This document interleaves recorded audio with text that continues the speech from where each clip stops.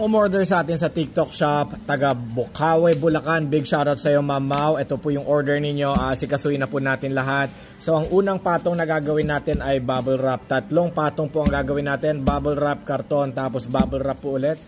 Ma'am Mau, may papakita po ko sa inyo. Ito, isang item to, isang order na taga saan ba to? Taga Quezon Province, isang item to. Wala na kasi akong isang bote na ganito para ipakita sa inyo eh. Tignan nyo po kung gaano katangkad, no? Para mas maliit lang, hanggang dito lang sa fragile sticker, no? Mamaya ipapakita ko sa inyo hanggang dito po yan. Malaki po yan, no?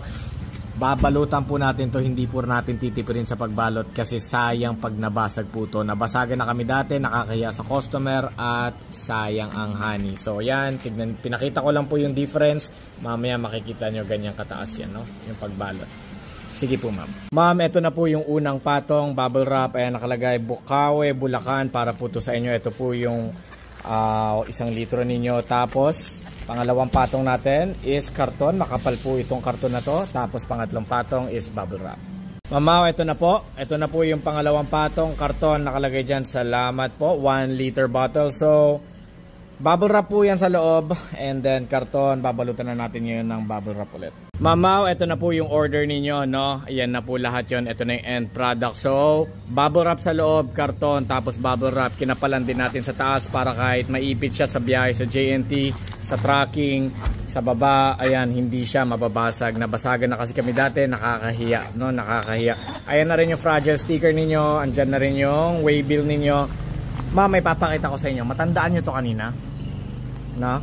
Tignan nyo to, ah. Ay, nako, nalaglag.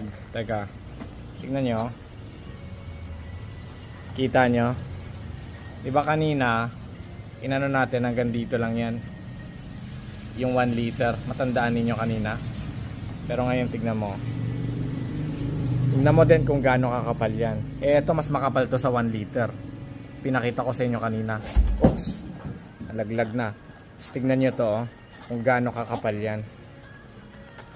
Hindi natin tinipid yan, ma'am. Makikita nyo rin, baka mahirapan din kayo magbukas nito. Pero, ang goal natin is marireceive nyo po itong hindi basag. Makisuyo na lang din po ako sa inyo na once na ma-receive po ninyo, kung pwede kayo mag-comment dito sa video, pasabi na lang na na-receive po na hindi basag. Yun lang, magiging masaya na ako. At pag na-receive nyo to, matitikman nyo na yung natural na lasa ng honey namin sa probinsya. Igurot kami from Cordillera region, from Mountain Province, no? Ang lasa nito, lasang may pagka-prutas or citrusy taste. Dahil ang lasa at ang kulay ng honey ay nakadepende yan sa mga halaman na nakapaligid sa mga bubuyog. So sa atin, more on citrus plants, fruit plants, orchid, sunflower.